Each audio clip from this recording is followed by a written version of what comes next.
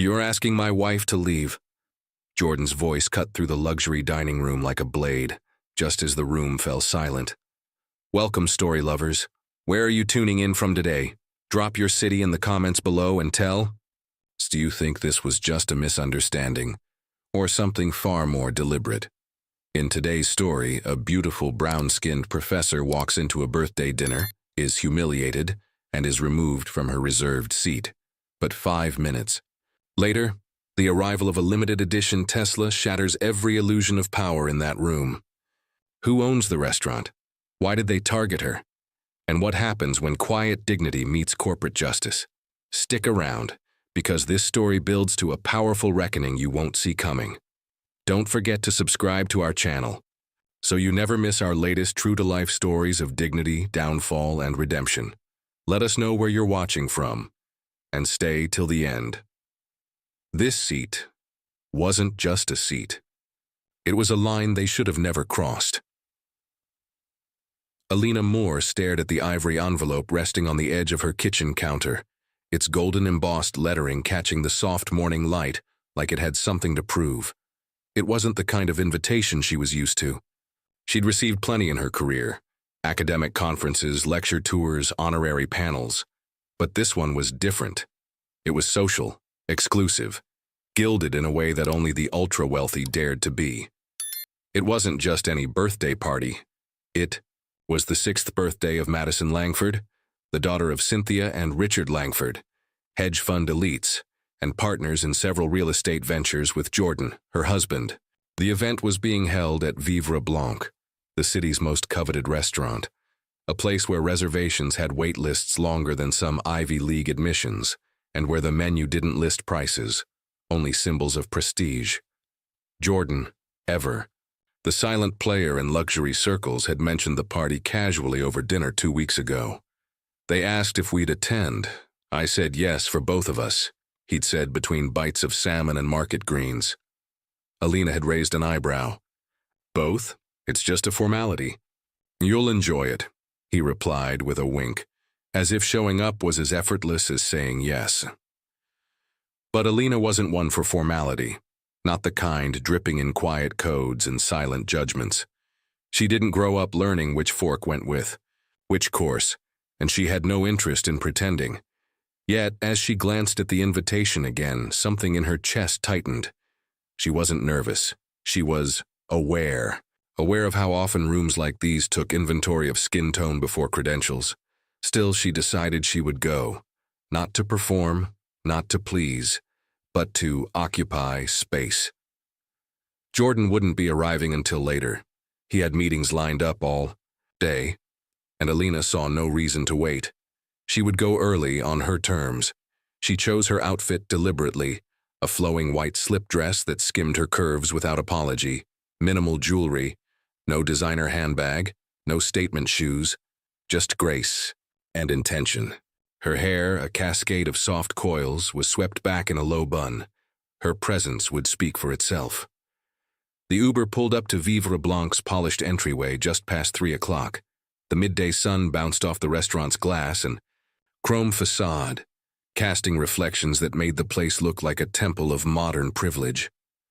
A valet in a pressed charcoal uniform opened her door, his eyes flickering just briefly as he registered her. Not in a hostile way, more in that default scan, the kind that calculated whether a person fit. She stepped out anyway, chin high, each stride measured but unbothered. Inside, the space was as extravagant as the legends claimed. Marble floors gleamed like mirrors beneath her sandals, while a massive chandelier resembling a frozen firework hung from the ceiling, casting warm, flattering light on an already curated crowd. The scent of truffle oil and chilled champagne floated in the air, subtle but assertive. At the hostess podium stood a young blonde woman with a tight bun and a tighter smile. Her name tag read Amber. Alina approached and smiled politely. "Good afternoon. There's a birthday party for Madison Langford. I believe my name should be on the guest list. Alina Moore." Amber gave her a perfunctory nod and flipped through a leather-bound reservation book, the kind that screamed tradition despite everything in the room being optimized for Instagram. Her eyes scanned the pages twice, then paused. She looked up. "I'm sorry, I don't see a reservation under that name." Alina's smile didn't falter. "It should be there. My husband, Jordan Moore, confirmed it directly. We were invited by the Langfords. He even reserved a specific table. Table 3 by the garden window." Amber's mouth tightened just slightly, the kind of micro-expression Alina had seen 1,000 times before, caught between protocol and perception. She leaned in to whisper to another hostess before turning back. "Would you mind waiting just a moment? I'll have our manager assist you." Alina stepped to the side, the soft music and conversation around her continuing like she was invisible.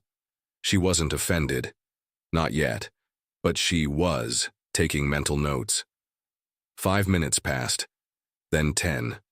She watched as guests arrived, most of them white, all of them dressed in a way that signaled effortless money. A woman in red Louboutins was ushered in without question. A man in linen gave the staff a single nod and was led to a private lounge. Then from across the room, a tall woman in a silk emerald dress entered like a storm wrapped in satin. Blonde, tanned, and confident, she swept toward the hostess stand. Amber straightened. "Ms. Langley, welcome. We have your favorite table. Ready? Table 3. Alina's heart thumped. She turned toward the hostess. "Excuse me," she said, keeping her voice even, "but that's the table my husband reserved for me." Amber blinked, her expression unreadable now. "I'm sorry, ma'am. There must have been a mix-up. Ms. Langley is a regular here. That table has been reserved for her for weeks." Alina looked at her, then at the manager who had just walked up behind the hostess, a man in his 40s with slicked back hair and a custom-fit navy suit. His name tag read, Gareth Simmons. He gave Alina a glance that hovered just a little too long, his gaze not quite condescending but assessing, like she was an unexpected complication in his otherwise controlled ecosystem. "I'm sorry," Gareth said with a half-smile, "but the table is no longer available. We can seat you near the kitchen. It's quieter there." Alina's spine straightened like a blade. Her voice, when it came, was soft but steel-lined. "You're offering me the kitchen while someone else sits at the table that was reserved in my name?" Gareth shrugged. "We do our best to accommodate our guests, but sometimes mix-ups happen." The implication wasn't subtle. In his world, she was the mix-up. She glanced around the lobby again. No sign of Jordan, no allies in sight. Her fists clenched by her sides, not out of rage, but out of restraint. She was a guest in a place her husband helped build, yet she was being treated like a mistake in the system.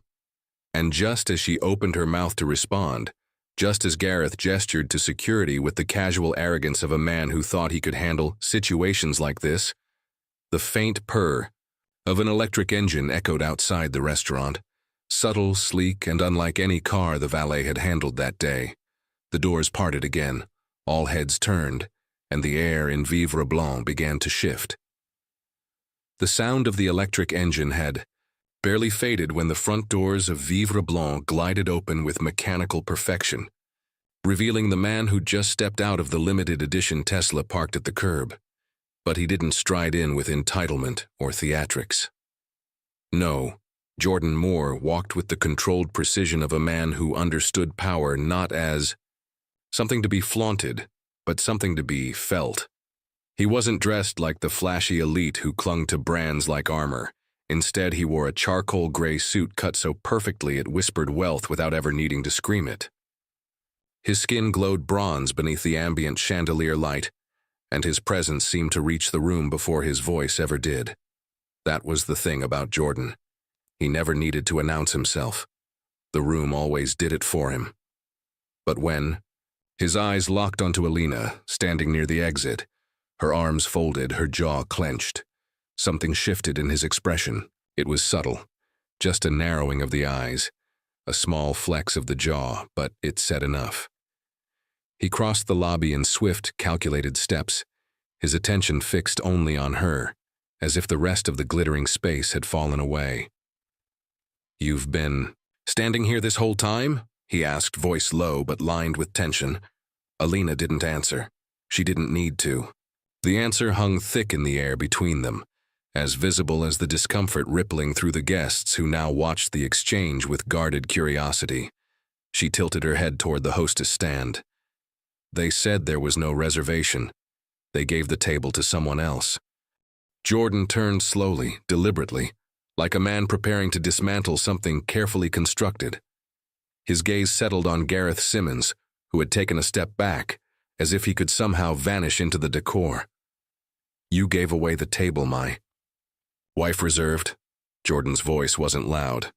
It didn't need to be. It held the weight of expectation, of quiet dominance. It made people stop mid-sentence. Gareth cleared his throat, his smile returning like a reflex. There seems to have been a misunderstanding, Mr. Moore.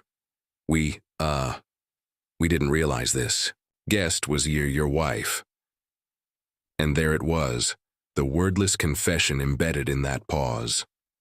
This guest, the woman you thought didn't belong. Alina watched the moment with a strange detachment, as if watching a stage play she had seen rehearsed too many times. The difference now was the stakes. The room didn't know who Jordan Moore was, not fully. Most saw him as a wealthy investor, yes, but what they failed to realize was that he was the primary investor behind Vivre Blanc, owning a quiet 58% majority. He had chosen to remain invisible in operations for this very reason, to see how people acted when they didn't know. They were being watched. You didn't realize this was my wife, Jordan repeated, as if tasting the absurdity on his tongue. And tell me, if she hadn't been my wife, would her reservation have magically reappeared? Gareth's mouth opened, but no words followed. Amber, the hostess, looked down at her hands. The nearby guests shifted in their seats, unsure if they were watching a social faux pas or the beginning of something deeper. It was simply a miscommunication, Gareth offered, trying to salvage authority that had long since evaporated. We had a last-minute request from a valued guest. Which guest? Jordan asked. He already knew the answer, but the question was a blade. Gareth hesitated. Ms. Langley. Veronica Langley, Alina said quietly. The same. Woman who's been on 3 diversity panels this year and still looked me over like I was housekeeping. Jordan's mouth twitched, but he didn't look at her. He stepped forward instead toward Gareth, who instinctively moved half a step back. You gave away my wife's reserved table to a woman who walked in without a reservation, simply because she looked like your version of a VIP, Jordan said, voice razor-sharp now. And then you offered my wife a seat by the kitchen, like she was lucky to be let in at all. Silence wrapped around them like a fog. Even the pianist had slowed his melody into something faint and cautious. The mood in the restaurant was no longer one of indulgence and champagne sparkle. It had turned brittle, uneasy, as if everyone was suddenly aware of the fragility of civility when class and color collided. Gareth tried again, his smile now stiff, his forehead slick. Mr. Moore, of course, had we known. You didn't need to know, Jordan cut in. You only needed to respect the reservation, the name, the human being standing in front of you. And then, for the first time since his arrival, Jordan turned to the room. He didn't raise his voice. He didn't pound the floor. But somehow everyone leaned in just the same. This is exactly why I stayed in the background, he said. To see how this place truly operates. I've heard the rumors, seen the patterns, but today, you gave me proof. You thought my wife didn't belong because she didn't come dressed in sequins or European arrogance. You made a judgment, and you buried her name under your bias. Veronica Langley, seated now at table 3 with a crystal flute in hand, lifted her chin and offered a smirk that barely disguised her discomfort. This is getting dramatic, she said loud enough to be heard, forcing a laugh. I'm sure we can all be adults about this. Jordan didn't look at her. He was still staring at Gareth, who looked like he was unraveling by the second. My name, Jordan said evenly, is Jordan Elijah Moore. I am the majority shareholder of this establishment. And the woman you tried to diminish just now is not only my wife, she is Dr. Alina Moore, tenured professor at Westbridge University, published scholar, and the only person in this room who doesn't need to prove she belongs. With that, he turned to Alina and offered his hand, not out of chivalry, but solidarity. She took it, slowly, deliberately. Gareth stammered something behind them, but the moment had passed. The damage was done. And as they walked together, toward the center of the room, toward the very table that had been stolen from her, Alina didn't smile. She didn't glare. She didn't even flinch as they passed Veronica, who stared down at her drink, the sparkle in her voice now duller than the ice melting in her glass. First impressions had lied, but now the truth was starting to echo, and no one in that room would ever forget what it sounded like.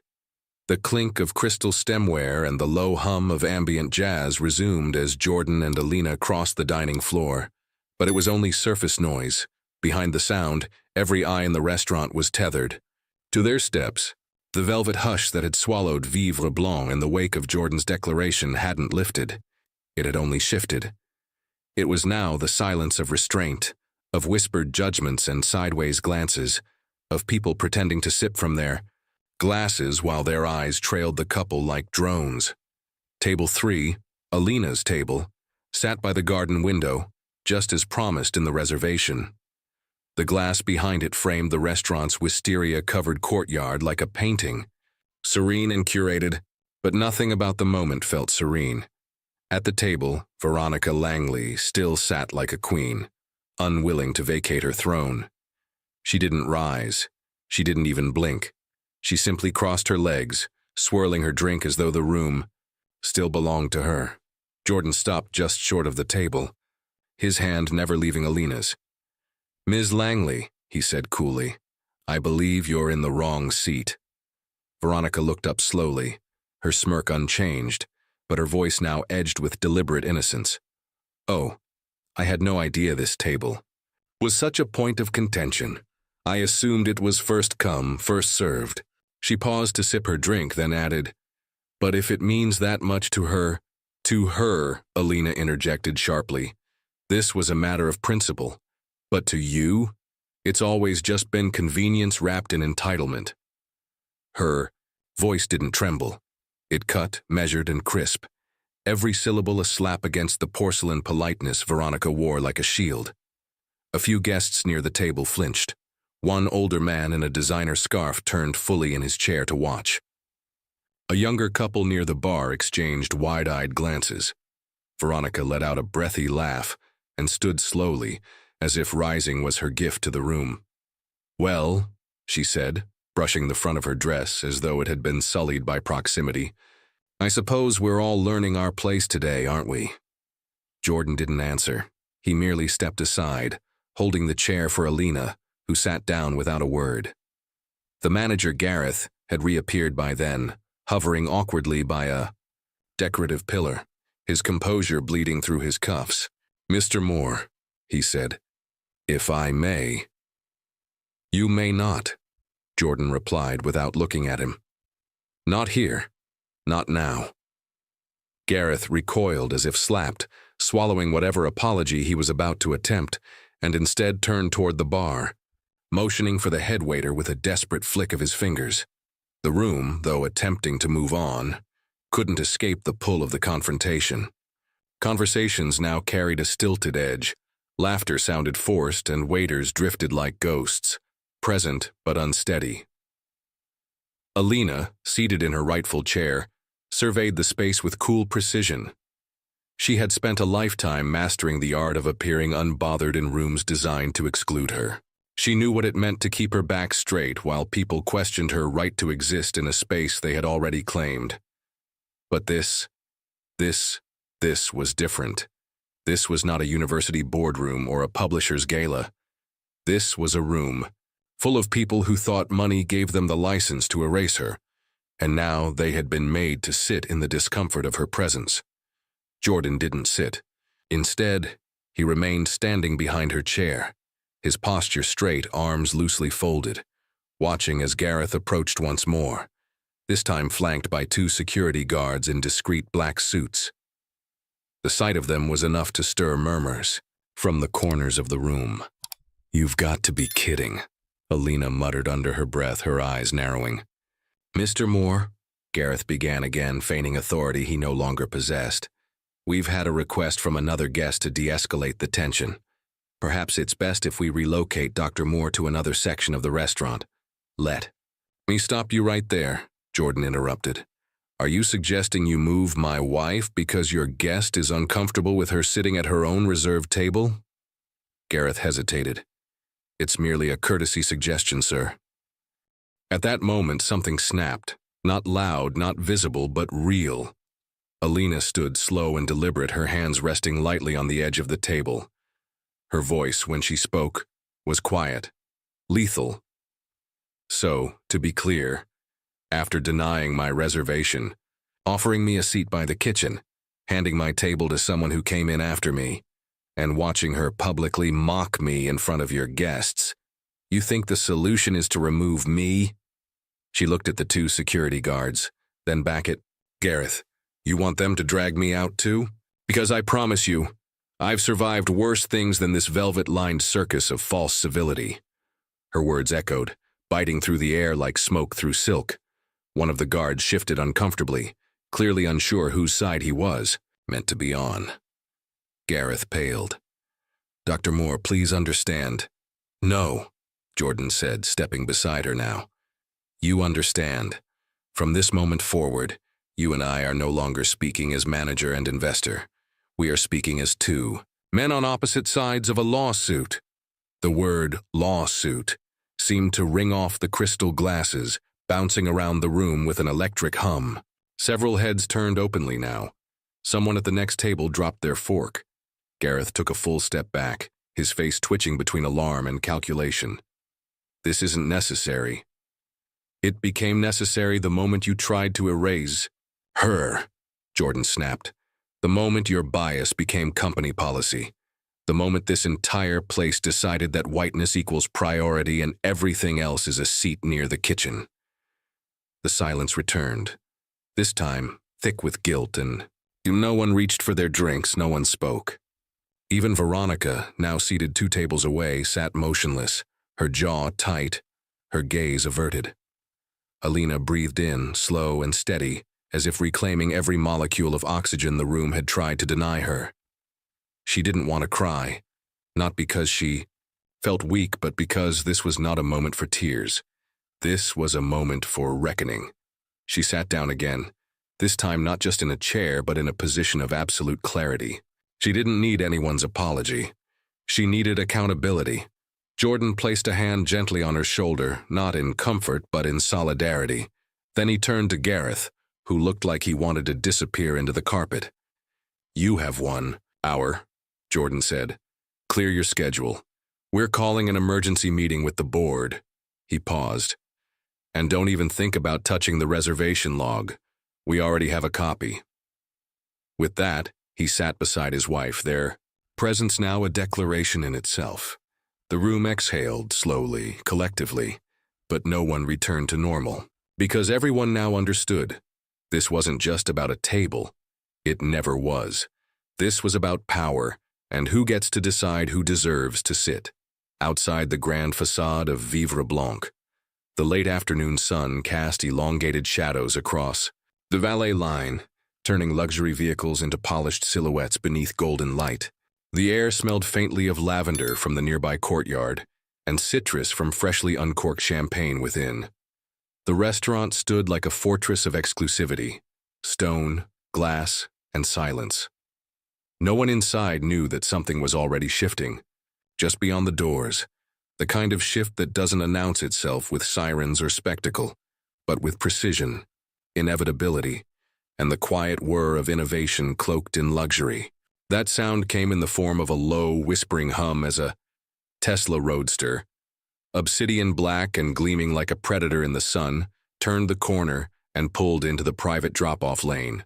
No horns, no revs, just quiet, deliberate presence, the way true power prefers to move. The valet stepped forward automatically, clipboard in hand. but stopped short when he saw who stepped out. Jordan Moore, in a navy three-piece suit bespoke and tailored to perfection, emerged from the driver's seat with a calm that bordered on regal. He didn't rush. He didn't scan the area like a man unsure of himself. He simply straightened the sleeves of his jacket, locked the car with a flick of his fingers, and strode forward, polished leather soles whispering against the stone. The valet gave a tight nod, nearly bowing. Jordan didn't acknowledge him. His eyes were already trained on the entrance and what lay beyond it. He had received the text 20 minutes earlier. A single line from Alina. "They gave my seat to someone else. I'm standing at the door." He didn't reply. He didn't need to. His presence was the reply. As Jordan crossed the threshold, the atmosphere inside shifted like a barometer before a storm. Conversations faltered. Glasses clinked in hesitation. The staff stilled, and a subtle current of unease cut through the air-conditioned calm. Jordan didn't make eye contact with anyone as he walked past the main bar, past the hostess stand where Amber stood frozen, past Gareth, who had re-emerged from a hallway with a flush rising from his collar. He saw none of them. His gaze found only one thing: Alina, still seated at table 3, framed by the wisteria-draped window behind her, chin high, face composed, dignity unbent. He reached her in less than 10 seconds, but the silence had stretched long before that. In those seconds, people whispered names, questions passed beneath breath, and rumors began to draft themselves into reality. Jordan leaned in, placed his hand on Alina's shoulder, and pressed a kiss to the crown of her head. Not theatrical, not showy, but deliberate. She reached up to touch his wrist in response, her fingers lingering. The room watched, breathless. Then Jordan turned, rising slowly, pivoting like a general surveying a battlefield he hadn't chosen, but would certainly finish. "Which one is Gareth Simmons?" he asked, voice low but cutting through the stillness like a scalpel. Gareth, who had inched backward behind a marble column, now had no choice but to step forward, clearing his throat. "I'm Gareth, Mr. Moore." Jordan's expression didn't shift.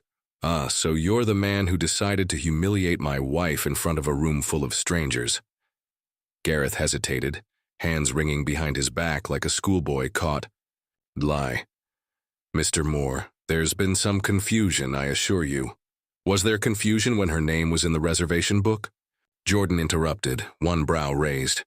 "Or was the confusion only introduced when a white socialite walked through the door and you decided she looked more appropriate for the table?" The word appropriate hung in the air like a blade, daring someone to flinch. No one did. Gareth tried to speak, then swallowed. "I didn't realize she was your wife," he said finally, weakly. "You didn't need to realize anything," Jordan said, voice rising now, not in volume but in resonance. "All you needed to do was honor the reservation, respect the customer, and not judge a woman based on the absence of diamonds around her neck or designer logos on her heels." The silence was now not just awkward but oppressive. People were sweating into their suits. Veronica Langley, seated one table away, had gone deathly still, her glass of rosé untouched. She looked away as Jordan's gaze swept over her. "And you," he said, addressing her directly, "sat at a table with another woman's name on it, knowing full well it wasn't yours." Veronica raised her chin, summoning her signature smugness. "I didn't know the details. The staff seated me." "The staff follows the tone of the room," Jordan shot back, "and the tone was set by your entitlement." He turned again to Gareth. "You've not only embarrassed my wife, you've embarrassed my name, my investment, and this brand. You thought she was invisible because she walked in with grace instead of arrogance. And now the only thing invisible is your authority." Gareth's mouth opened, then closed. A man beside him, possibly another manager, began to move forward. But Jordan raised one hand. "Stop. We're not moving on as if this was a minor inconvenience. This was an act of public erasure, a choice to prioritize appearances over integrity." His voice dropped lower, like thunder about to strike. "But if you thought this was just a social embarrassment, let me educate you. He pulled his phone from his pocket, tapped once, and held it up. "This," he said, turning the screen to show the reservation confirmation in bold black font, "is digital proof that Table 3 was booked under Alina Moore. Confirmed. By your system. Time-stamped. Verified. You don't just owe her an apology, you owe her a reckoning." The statement didn't need amplification. It pulsed through the marble floor and up through the polished glass, reverberated in the wine glasses and bounced off the ceiling. People didn't know whether to look away or lean in. Veronica stood without a word and left her table, trying to hold on to grace as she did. But everyone saw the tremor in her hands. Gareth stepped back slowly, nodding as if he had only just remembered how. "We'll fix this, of course," he muttered. "No, Gareth," Jordan said, stepping closer. "I will fix this. You, however, should prepare to explain to the board why this restaurant may not have a future under your management." And with that, he turned, took his seat beside Alina, and finally exhaled. The Tesla might have arrived without a roar, but its owner had left a crater in the room, a crater where silence had once been mistaken for weakness. The tension inside Vivre Blanc didn't dissipate after Jordan took his seat. It thickened. Like a storm that refused to break, it clung to the walls, seeped into conversations, and shadowed every silver fork lifted to trembling lips. Guests tried to resume the rhythm of luxury, ordered second glasses of wine, murmured about business and charity galas, but none of it rang with conviction. They were in the presence of something they rarely witnessed, power dismantling politeness, a system cracking at the seam. And Gareth Simmons, the manager who once ruled the floor with smooth glances and curated charm, now looked like a man walking across glass barefoot. He lingered at the edge of the dining room, pretending to take calls on his headset, eyes flicking to the corner where Jordan and Alina now sat. Table 3 reclaimed, redefined, and radiating the kind of dignity no chandelier could replicate. Jordan didn't speak for several minutes. He simply sipped the still water in front of him, his hand resting loosely on the table, while Alina sat poised beside him, her posture unwavering, her eyes calm, but burning with something deeper. Not anger, no, something more surgical. Precision. Memory. A quiet fury that remembered every breath Gareth had stolen from her dignity. Jordan set his glass down. "We need the reservation log," he said, not turning his head. Alina looked up. "You know they'll say it was deleted or overwritten." He nodded. "That's why I made sure the IT department forwarded me all cloud syncs and internal edits from this morning. The system auto-archives every 30 minutes. His voice didn't rise, but his words carved through the tension like piano wire. "I want to see exactly what name got replaced, and when." Gareth approached then, tentative and pale. The smirk was gone, replaced with the quiver of a man who had suddenly realized his position wasn't earned. It was inherited through proximity and arrogance.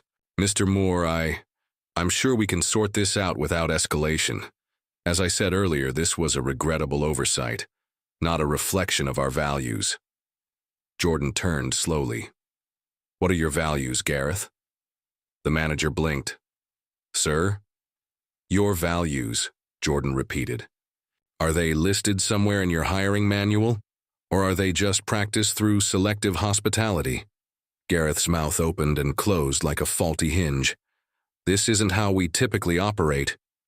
But it is how you consistently operate," Alina cut in, her tone razor-sharp. "This isn't the first time I've heard complaints about Vivre Blanc. I just never thought I'd become one of them."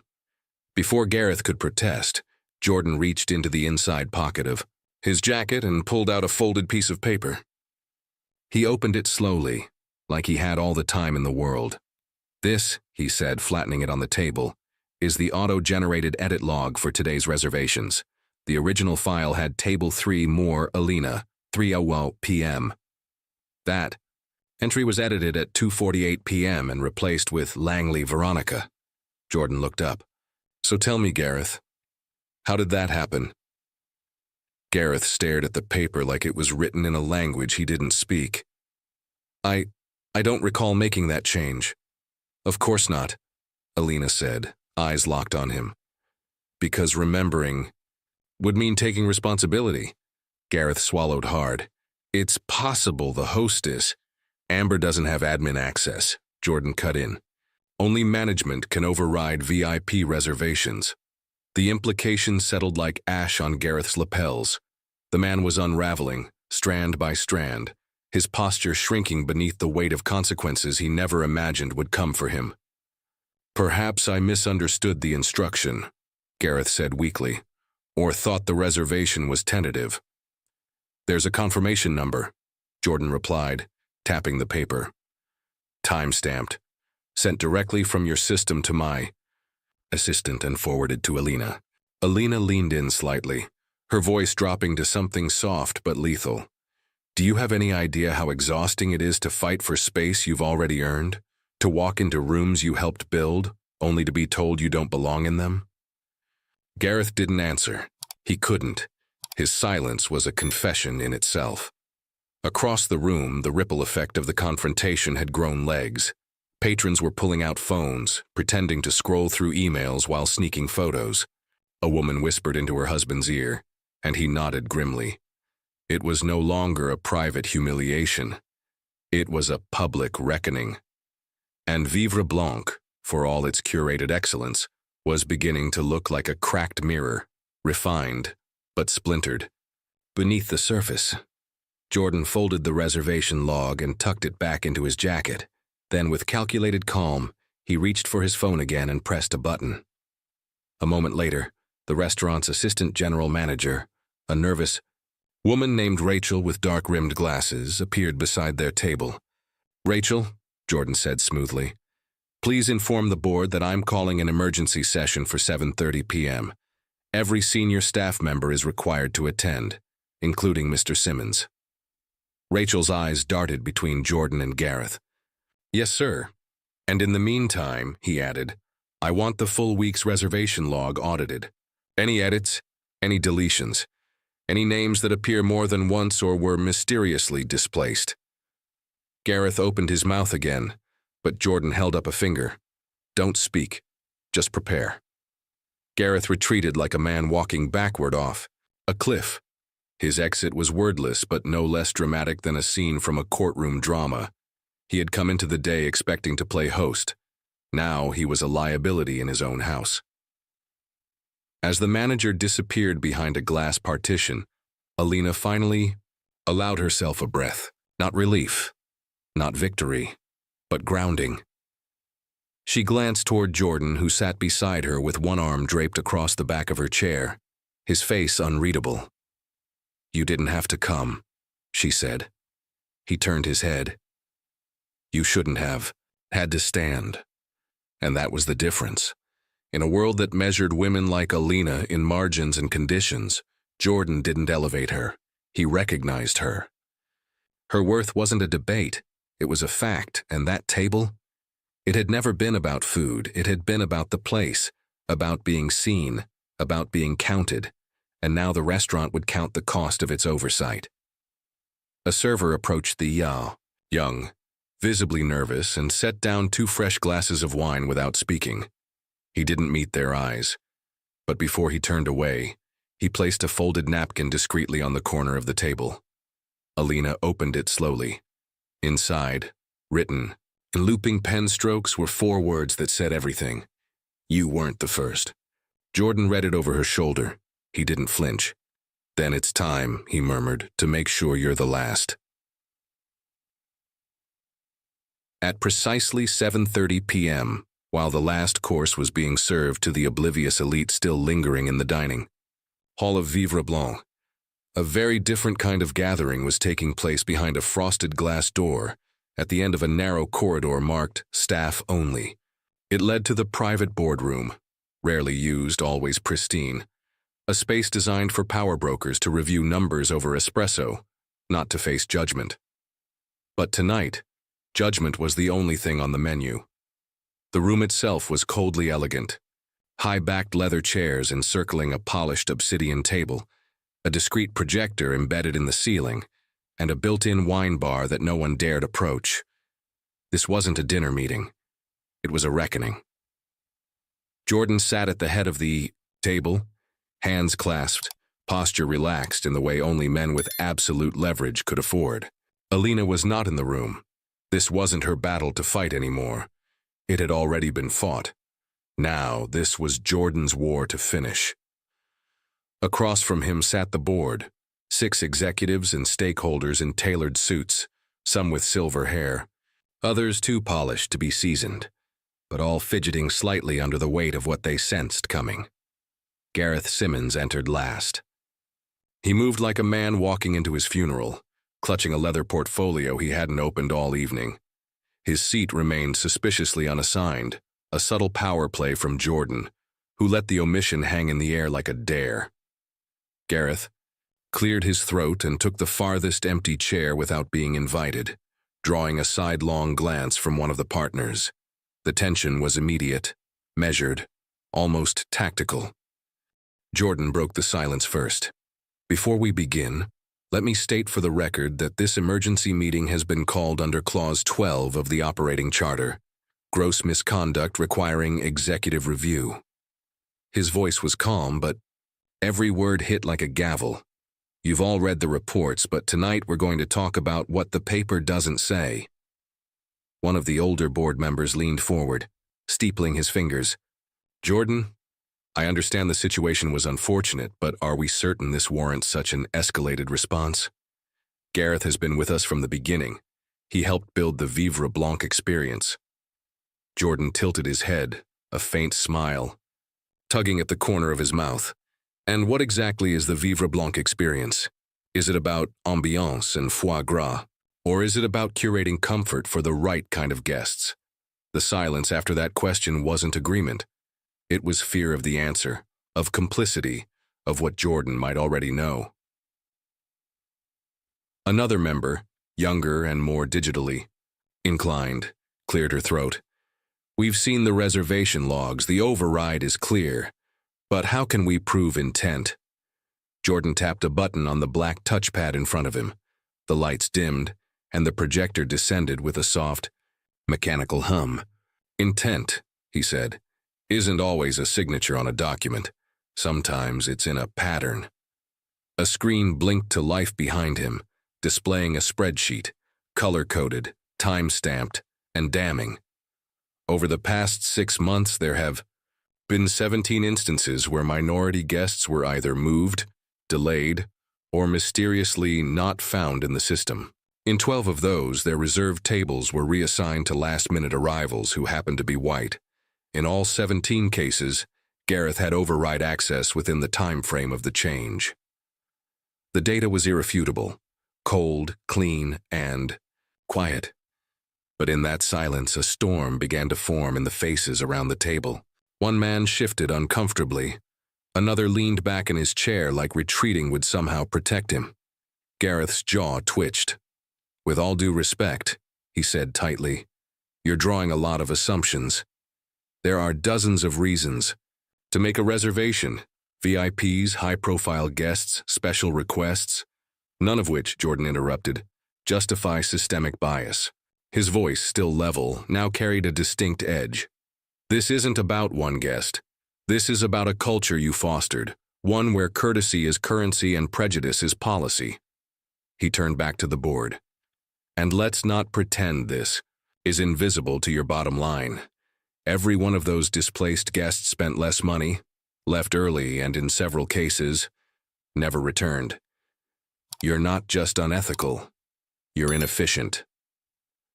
Gareth's face was pale, but there was a flicker of fire behind his eyes, a last-ditch scramble for footing. You think you can lecture me about efficiency when you've barely shown your face around here? You hide behind ownership while we deal with the day-to-day mess. You wouldn't understand what it takes to maintain an elite brand like this. The room stiffened. The air crackled. Jordan leaned forward, elbows on the table, his smile now gone. You're right. I don't understand how you maintain elitism by deleting a professor's name from a reservation list. Or how do you think class is defined by complexion? but I do understand leverage. And as of 30 minutes ago, I filed a motion with our legal team to begin proceedings for your termination under breach of ethical standards. A collective inhale swept through the boardroom like wind through dry leaves. Gareth stood abruptly, fists clenched, voice shaking. You're going to throw away a decade of loyalty because I made one decision under pressure. Jordan stood too, taller, steadier, and suddenly much colder. I'm not throwing anything away. I'm cleaning house. He held out a document, thick, stapled, and signed. Here is your official notice. Your access is revoked. HR will coordinate your exit, and I suggest you speak to your own legal counsel before making further contact with any Vivre Blanc staff. Gareth looked around the table, but no one met his eyes. His authority had evaporated. He wasn't just fired. He was erased by the very silence he once used as a weapon. As Gareth stormed out of the boardroom, the door clicking shut behind him like a final verdict, Jordan turned back to the others. We rebuild from here. Transparency, equity, actual accountability. That's not optional. It's the future of this brand. One of the older board members finally nodded. Agreed. It's long overdue. Another added, it's bold, but necessary. Jordan didn't smile. He simply sat back down, eyes steady. Then we start tonight. Outside the room, the hum of luxury and laughter continued, unaware that the restaurant they thought they knew had already begun to burn, and, from its ashes, something else entirely would rise. The morning after the boardroom purge, the headlines arrived like a swarm, swift, relentless, impossible to ignore. Exclusive, Vivre Blanc rocked by internal scandal, racial bias in reservation system exposed. The article had leaked before dawn, fed by someone on the inside who had likely recorded parts of the board meeting. It didn't matter who, did it? What mattered was that the truth was no longer contained behind closed doors. It had spilled into the public arena, and now the carefully polished image of Vivre Blanc, once synonymous with exclusivity and high taste, was being chewed apart by the very people who had once praised it. Jordan hadn't planned for the press leak, but he didn't flinch when it happened. He welcomed it. What Gareth and his silent enablers had tried to keep hidden with perfume and politeness had now become undeniable, and when truth becomes undeniable, it becomes uncontrollable. Within 12 hours, 5 major influencers who had tagged the restaurant on social media within the past year posted apologies for supporting a space rooted in silent exclusion. The Yelp page was flooded not with angry rants but personal stories, some calm, some devastating, all united by a shared pattern. My father wore his best suit and still got seated near the kitchen, wrote one user. I always thought it was just bad luck, another said. Now I know it wasn't. Even worse for the board was the statement from Alina. It came at noon, posted without fanfare on her university's blog, where she was listed as a visiting ethics lecturer. No dramatics, just a plain, powerful statement. When you have to fight to be seen in a place you helped finance, you begin to understand that exclusion wears many faces, some smiling, some silent. But silence is never neutral. The quote was shared over 10,000 times within the hour. Jordan watched it unfold from his penthouse office, overlooking a skyline that suddenly felt smaller than it used to. Lisa, his chief of staff, entered with her iPad in one hand and her jaw set with urgency. We just got a call from the mayor's office, she said. They're requesting a meeting, probably trying to contain the political fallout. Jordan nodded. Set it for Friday. Also, she continued, 3 employees from other luxury restaurants have come forward. What happened at Vivre? Blanc isn't an isolated case. They're calling it the invisible velvet rope. Discreet discrimination hidden in plain sight. Jordan didn't respond right away. He stood, walked to the window and looked down at the street below where Teslas, taxis, and tourists passed beneath banners proclaiming the city's commitment to inclusion. The irony wasn't lost on him. Tell them I want names, he said. If it's systemic, we trace the network.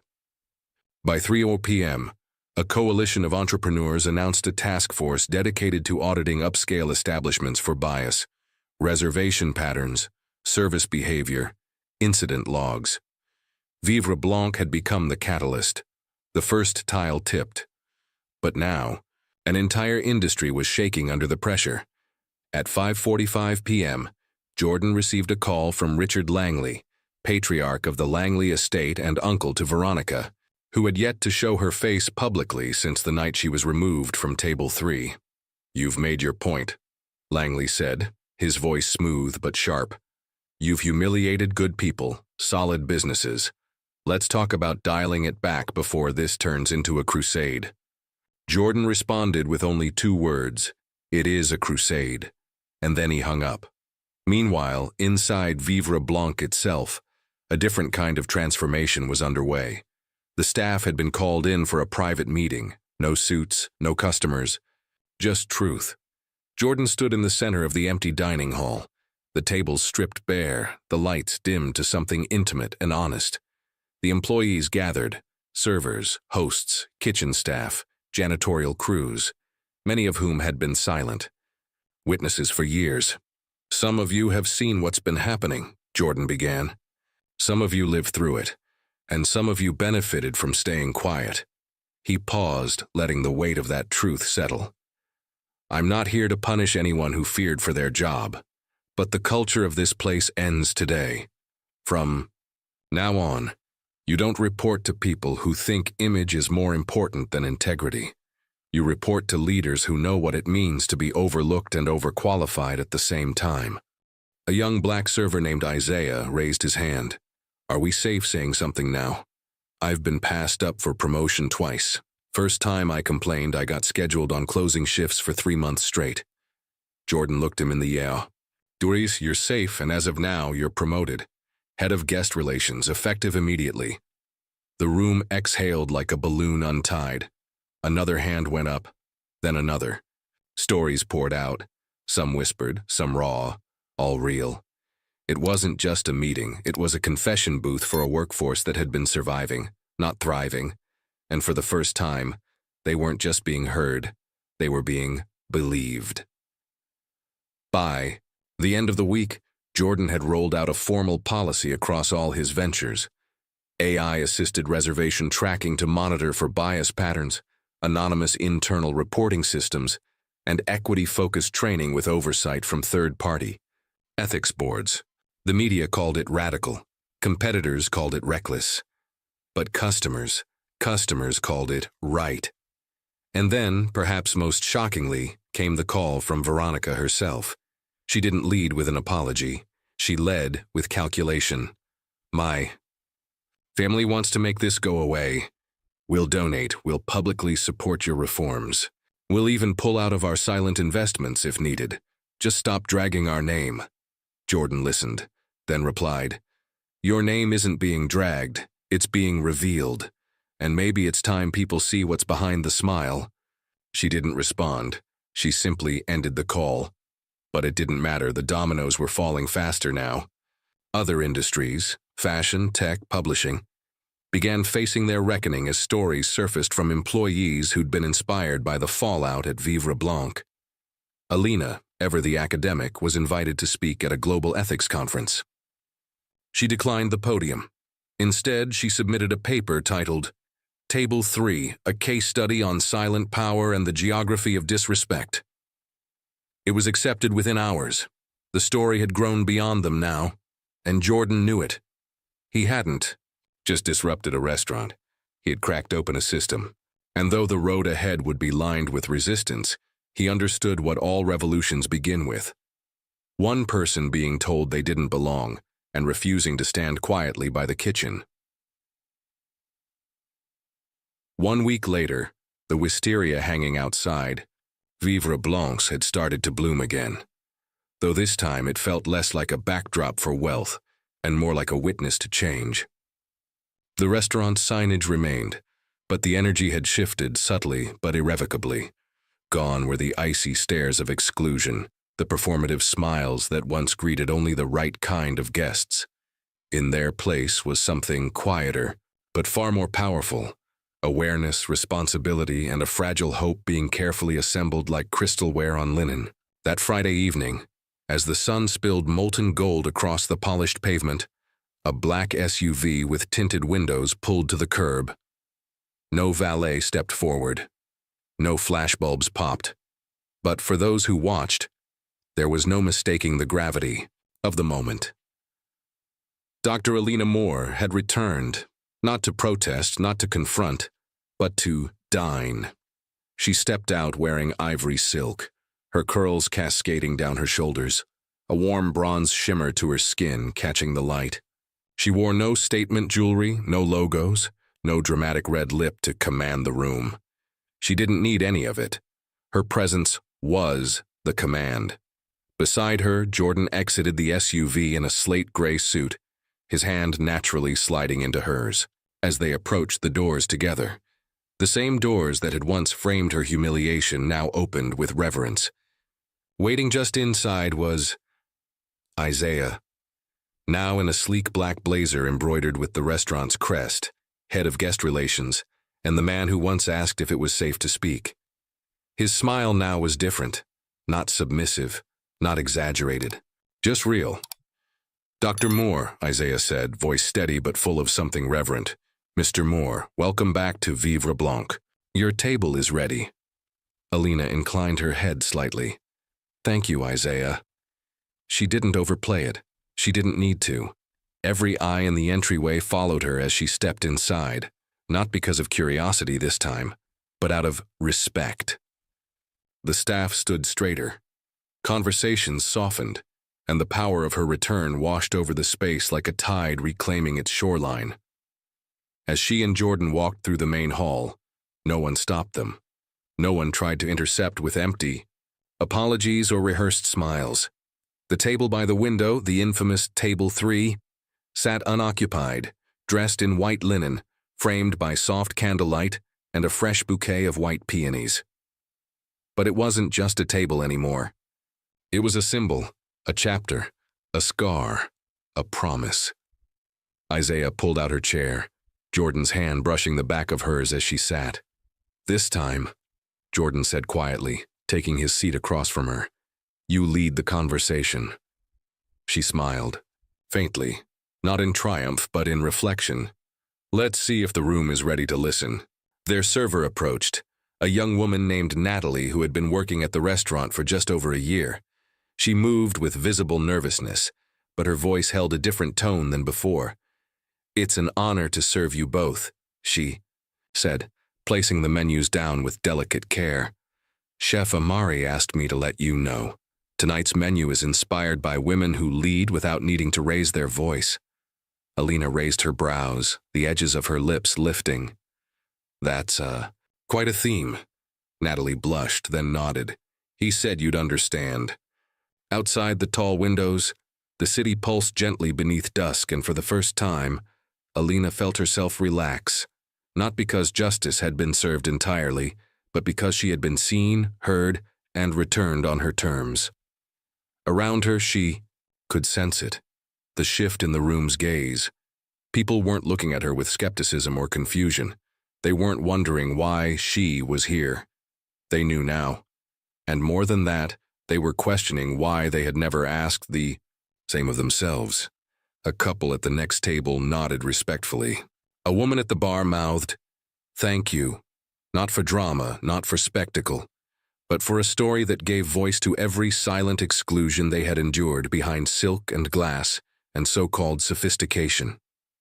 As their meal arrived, dishes named after revolutionary women from across continents, Alina leaned into the conversation with Jordan, but she couldn't ignore the emotions coursing under her composure.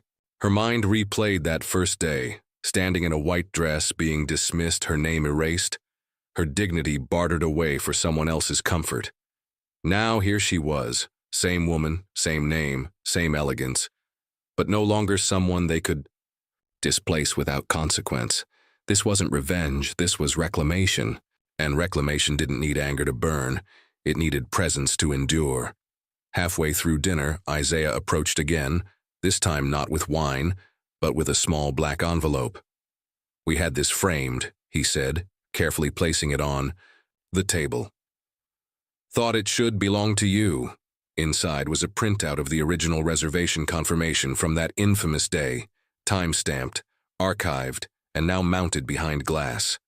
Alina stared at it for a long moment. Then, with care, she set her fork down, took the frame in her hands, and smiled.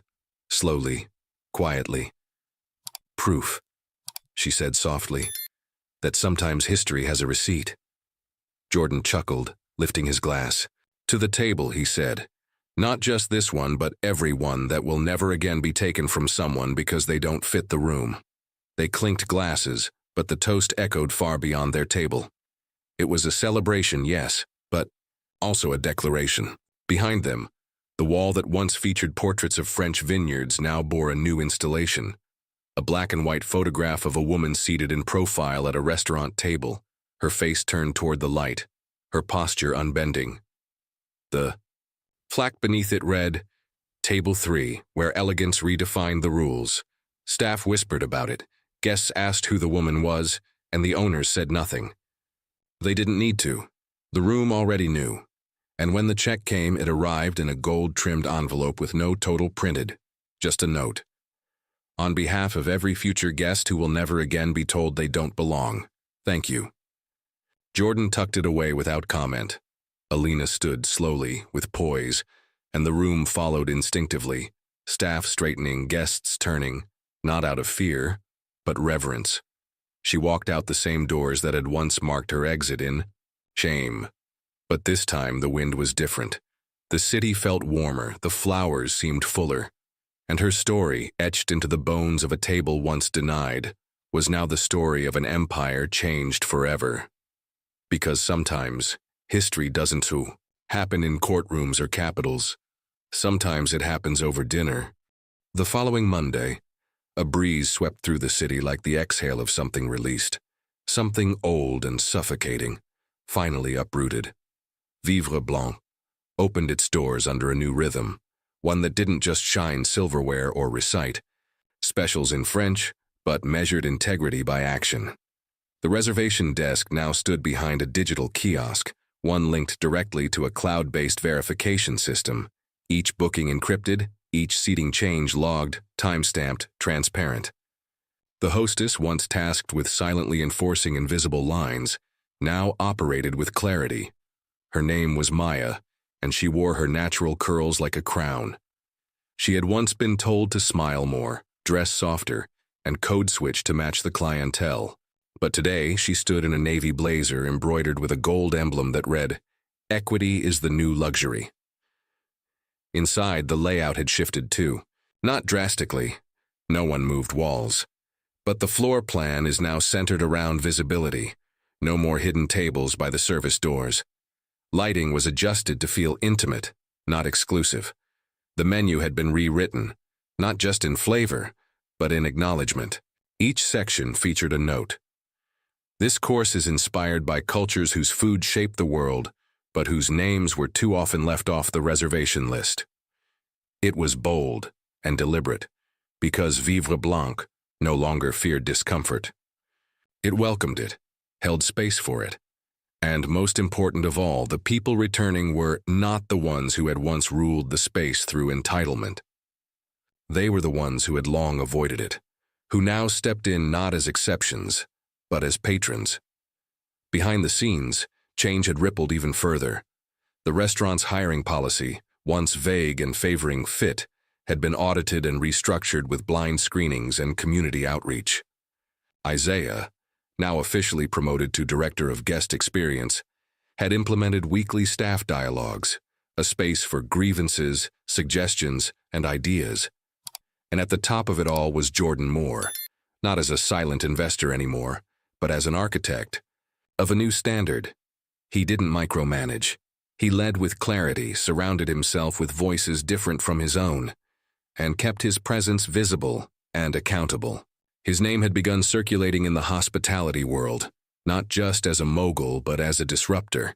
Not everyone approved, but no one could ignore him.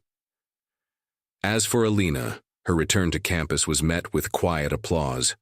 Students who once admired, Her from a distance now stopped her in corridors to say, "I saw the article," or "Thank you for speaking when others wouldn't." She smiled graciously but deflected attention because she had never intended to be the symbol of a movement. She had simply refused to vanish. Her guest lecture, originally titled Ethics in Emerging Systems, was renamed by the university, "The Geography of Power. Whose table is it anyway?" Attendance tripled. She didn't speak of her own story until the end. "It wasn't just about a seat," she said. "It was about how quickly a system will displace a person if they don't conform to the unspoken aesthetic of belonging. But what we forget is, standards are not eternal. They are chosen. And we can choose better ones." And they had, because beyond the polished walls of Vivre Blanc, other dominoes had fallen. In Seattle, a luxury spa revamped its intake forms after a client cited a viral clip from Alina's interview.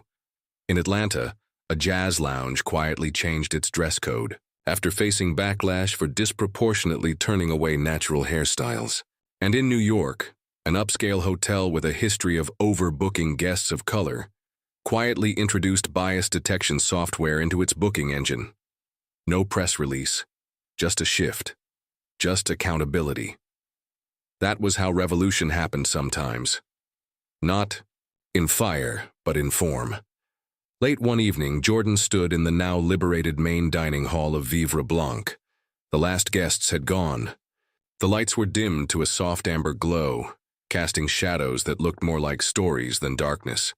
He ran a finger along the edge of table 3, now permanently labeled on the reservation map as Dr. Moore's table.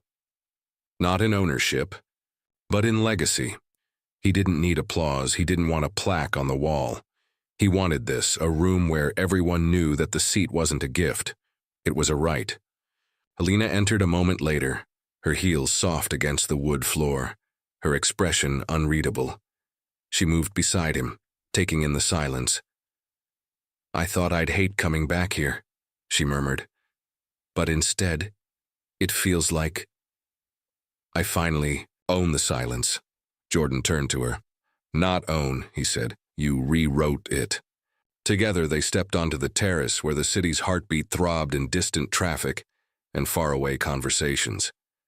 She leaned against the railing, the air crisp, stars blinking like quiet witnesses above them. "Do you think it'll last?" she asked. Jordan was quiet for a moment. "It'll evolve, some will resist, some will perform, but enough will remember. And that's all you need to shift the axis." A moment passed. "It started with you," he added. "One name on a ledger, one woman who didn't back down." She smiled, not for him but for herself. "I didn't need to win the argument," she said. "I just needed the room to admit it was wrong." Inside, the staff gathered their belongings.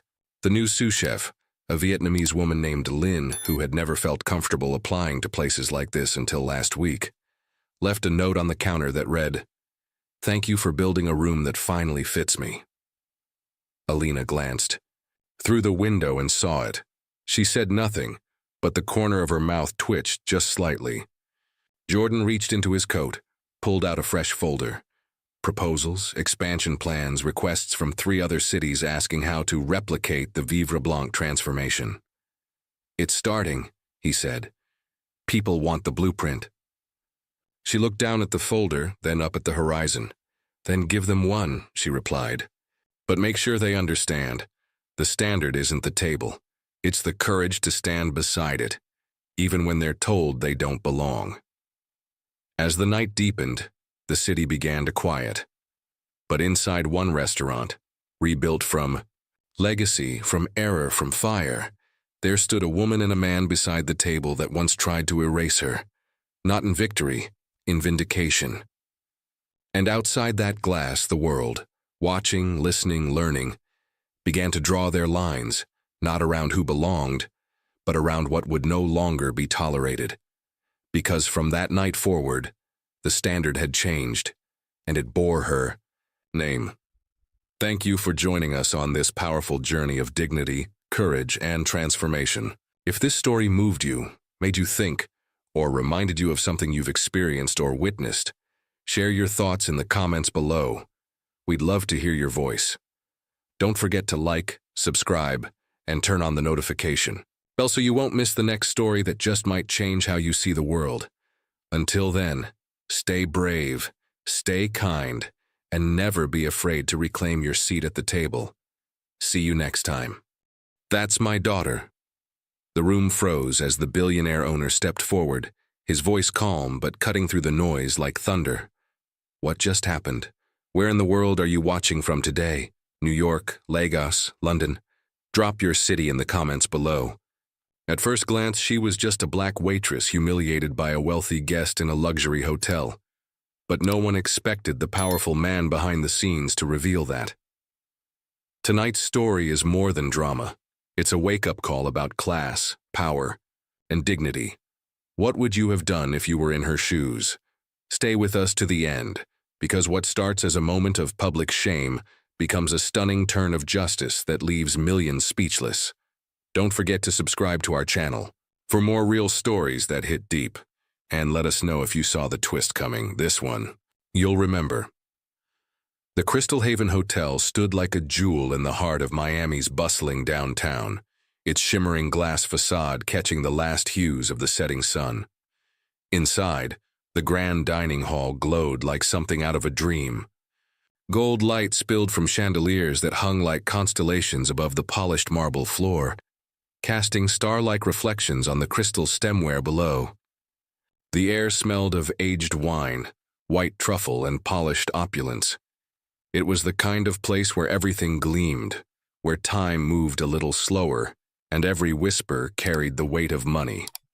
But amid the glitter and the clinking glasses, there moved a figure who didn't belong to the world of designer gowns and investment portfolios, yet belonged more than any of them would ever know. Amara Brooks weaved between the tables like a dancer trained in silence and precision. At just 24, she bore herself with the calm grace of someone much older. Her deep mahogany skin caught the warm chandelier light like velvet, and her dark eyes, though tired, sparkled with quiet fire. She wore the hotel's black and white server uniform with dignity, though it clung to her from a long, exhausting double shift. Her flats pinched her heels and every step ached, but she never let it show. The 5-star reputation of Crystal Haven demanded perfection, and Amara delivered it, tray after tray, smile after smile. She wasn't invisible, but to most guests, she might as well have been, except they noticed her beauty. They always did. What no one noticed, what no one could have guessed, was that Amara didn't need this job. She didn't need the modest paycheck or the aching feet or the long nights wiping up rich people's messes. She was the daughter of Malcolm Brooks, a billionaire real estate mogul whose empire stretched up the East Coast like a spine of glass and steel. She had never bragged about it, never slipped up, not once. To the staff, she was simply Amara, the one who always took the late shift without complaint, who covered for sick co-workers, who never cut corners. She had insisted on using her mother's last name, had begged her father not to interfere. And though Malcolm had winced at the thought of his daughter lifting heavy trays and bowing to people who would never know her worth, he had respected her wish. With one condition: he would always be nearby just in case, watching from the shadows. Amara didn't do this to prove a point to anyone else. It wasn't a rebellion. It was a revelation. She wanted to understand the world without filters. She wanted to feel how people treated someone they didn't think mattered. She wanted to earn something. Her hands, though manicured, were used to work. Her heart, though full of dreams, was grounded in purpose. So tonight, like every other, she moved among the elite, her smile steady, her posture upright, her pride buried deep beneath her professionalism. Across the room, a quartet played soft jazz, barely audible beneath the low hum of conversation, and the occasional laugh too loud to belong in a room like this. Amara approached table 14, where a silver-haired couple nodded approvingly at the amuse-bouche she had just delivered. "Exquisite," the woman said, dabbing the corner of her mouth with a linen. "Tell the chef, won't you?" Amara bowed slightly and promised she would. Moments like these made the night bearable. Small acts of kindness, rare as they were. Still, they never pierced the veil of distance. She was always the girl, or young lady, or worse, you. There, never Amara. Back in the service station, she refilled glasses with the practiced rhythm of someone who had learned to move without thought.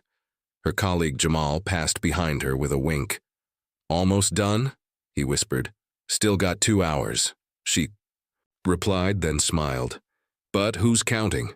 The banter helped. It reminded her she wasn't alone. And yet, even with friendly faces around, there was a solitude to the role, an invisible line drawn between the served and the serving. Amara knew it better than anyone. She had lived on both sides. The clock ticked toward 8 p.m. The pace quickened. New reservations were coming in, some names familiar. Local celebrities, influencers, hedge fund heirs. Amara checked the seating chart again, wiping a smudge from her apron. Her next table was in the east corner, one often reserved for VIPs. A flicker of anticipation passed through her. Not because of who she would serve, but because of how she would serve them. To her, every table was a stage, every gesture a chance. To perfect her craft, she lived in the details. How the silverware aligned, how the glass caught the light, how to set down a dish without a sound. And then, the energy in the room shifted, subtle like a temperature change. The host at the entrance straightened. A murmur ran through the nearby staff. Amara turned and saw her. A tall blonde in a sculpted emerald dress, diamonds glinting at her throat, heels clicking against the marble like a slow drum roll. Vanessa Carlyle, a name Amara recognized from magazines and whispered gossip. Heiress, influencer, socialite, trouble. Her reputation preceded her. A trail of rudeness, privilege, and headlines that were more spectacle than substance. She didn't walk into a room. She arrived like she owned it. Vanessa barely acknowledged the host as she was guided to the prime table in the east corner. She sat, crossed her legs with precision, and pulled out her phone before the chair had even settled. Her fingers tapped. The screen, her eyes never lifting. Amara inhaled quietly, steadied her tray, and walked toward the table. This was just another guest, she told herself. Another order. Another moment to do her job with pride. But something in her gut twisted, just slightly. She approached with her warmest voice, the same one that had charmed angry customers and soothed the most impossible of clients. "Good evening, ma'am. Welcome to Crystal Haven. May I get you?" Started with something to drink? Her tone was even, professional. She stood tall despite the fatigue that pulled at her shoulders. Vanessa didn't look up. "Sparkling water, no ice, and make it quick. I don't have all night." The words weren't sharp, they were dull, like something she said 100 times a day, like Amara wasn't even there. Just a shadow, just a tool. She flicked her hand dismissively, her gaze never leaving her phone. Amara paused for the briefest second. Then she nodded. "Yes, ma'am," and turned to get the drink. But something about the moment, the chill in Vanessa's tone, the way she didn't bother to glance up, lodged itself in Amara's chest. It was subtle, but it was there. The same reminder that echoed in rooms like this every night. No matter how perfectly you play your role, some people only see the uniform, not the woman wearing it. And as the jazz played on, and the wine poured, and the laughter swirled beneath the chandeliers, Amara carried a single glass of sparkling water back to table 14, unaware that within the next few minutes everything would shift. Not just for her, but for everyone watching. Vanessa Carlyle sat like a statue sculpted out of entitlement, her posture perfect, her fingers tapping out silent commands to her digital kingdom. The soft glow of her phone screen illuminated her, sharp cheekbones, and her diamond necklace sparkled with every minor tilt of her head, catching the chandelier's light as if demanding applause. She didn't look up. She didn't have to. In her mind, the world, this hotel, this dining hall, the very air around her, existed solely to accommodate her presence. She wasn't rude. She was dismissive. the kind of dismissive that didn't need words, because her silence shouted louder. Amara approached with steady hands and quiet grace, balancing a silver tray with a single glass of sparkling water, condensation tracing lazy lines down the side. Amara reached the table and gently placed the drink down on the linen cloth, aligning it just to the right of Vanessa's untouched cutlery. "Here you are, ma'am," she said softly, her voice calm, practiced. But just as she was about to step back, Vanessa, eyes still glued to her phone, reached out to grab the glass without looking. Her hand knocked the rim. In a flash, the water toppled. A cold splash hit the table, ran across the polished surface, and cascaded onto Amara's front. Her blouse clung instantly to her skin. A collective gasp rose from nearby tables like the sharp inhale before thunder. The jazz band faltered for a second, just a half beat, but enough to mark the shift. Vanessa blinked, finally looking up. Her blue eyes narrowed not with concern but with irritation, as though she were the one inconvenienced. "Oh, for heaven's sake," she barked, her voice slicing clean through the buzz of the room. "Can't you do anything right?" The words landed like a slap. Heads turned. A woman in pearls at the next table paused with her fork halfway to her mouth. A man across the room lowered his wineglass, brow furrowed. Amara froze, her hands wet, her chest damp and stinging from the sudden cold. But more than the physical discomfort was the weight of every eye now on her, the heat of humiliation rising fast under her skin. Still, she kept her voice level. "I'm very sorry, ma'am. Let me get you another—" Vanessa raised her hand as if to swat the apology away. "Do they hire just anyone here?" she said with a sneer, leaning back in her chair. "Honestly, you're a walking disaster. I come to this hotel for excellence, not incompetence." Her voice rang out, full of exaggerated exasperation, carefully projected for maximum audience impact. And she was getting one. A few guests looked away, awkwardly, pretending not to hear. Others didn't bother. One young woman discreetly tilted her phone, camera app open. Amara knelt slightly, dabbing at the spill with a napkin from the bread plate, her movements mechanical, her face composed. "I'll clean this up right away," she said, eyes down. Not because she was ashamed, but because she refused to meet the gaze of someone who enjoyed cruelty. "And I'll have a fresh glass brought over, no charge." Vanessa laughed, a sharp, delighted sound loud enough to cut across the murmurs. "Oh, how generous of you. On the house, as if that makes up for your mess. Sweetheart, girls. Like you don't belong in places like this. You're clearly out of your depth. Stick to fast food or, what's the word, basic service." She tilted her head, mock sympathy in her eyes. "This place is above your level." The insult wasn't loud, but it was razor sharp, and it sliced clean through Amara's restraint. She didn't flinch. She didn't argue. She simply rose, slowly, standing in her damp uniform with dignity radiating from every pore. Her eyes met Vanessa's, calm, clear, and far more powerful than rage. "Yes, ma'am. I'll have that drink replaced right away," she repeated, and she turned, walking back toward the kitchen. But Vanessa wasn't done. She reached for the glass of red wine that had just been placed on her table. With a calculated flick of her wrist, she hurled it toward Amara's retreating back. The stemware clinked sharply as it hit the floor, the wine exploding across Amara's shirt and skirt like blood on snow. A collective groan rose from the room. Someone audibly gasped. The wine ran in crimson rivulets down her back, soaking into the hem of her apron, staining the pristine marble tiles beneath her. Vanessa burst into laughter, a high-pitched, delighted cackle. "Maybe that will teach you to pay attention," she called out, still seated, still smirking. Her voice echoed, triumphant, daring anyone to challenge her. Amara stopped in place. Her hands trembled, not from fear, and not entirely from shock, but from the sheer restraint it took to keep standing. Her breath caught in her throat. For a brief moment she stared straight ahead, her back to Vanessa, the hum of the dining room swirling around her like static. And then she inhaled, deep, steady, and continued walking head held high. No one could say she stormed off. She did not rush. She did not crumble. She carried her soaked uniform like armor. Back at her station, Jamal stared at her, eyes wide. "What the hell just happened?"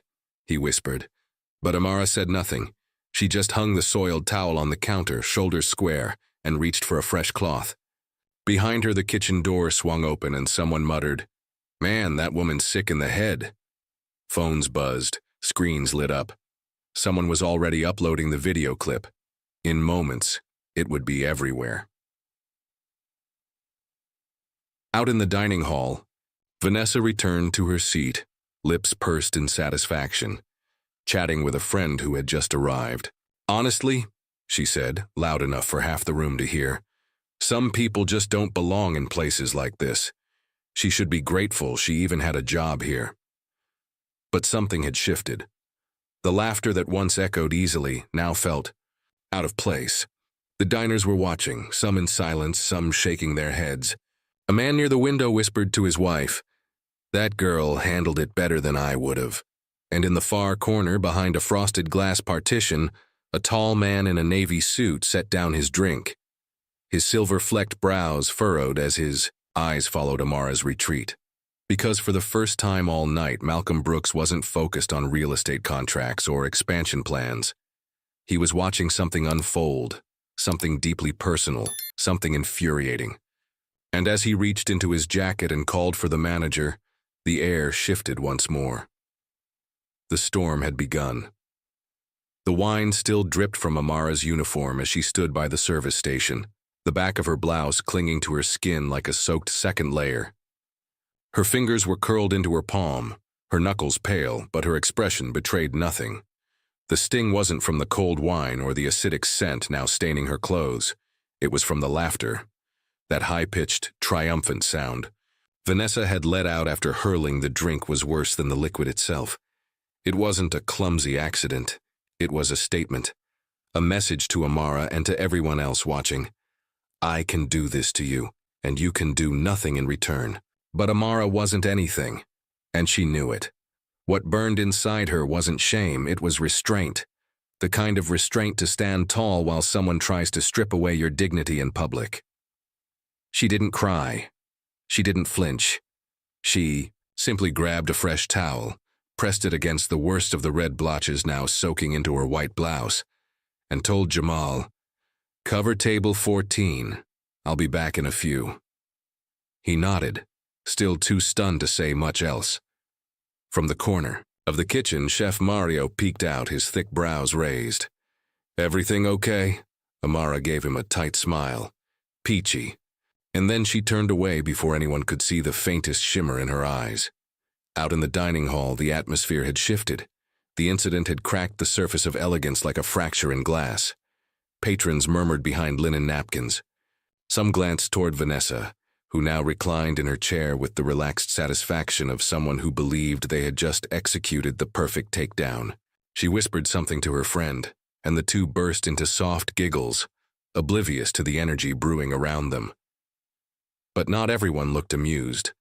A woman in a navy sheath dress whispered harshly to her husband, "She should be asked to leave."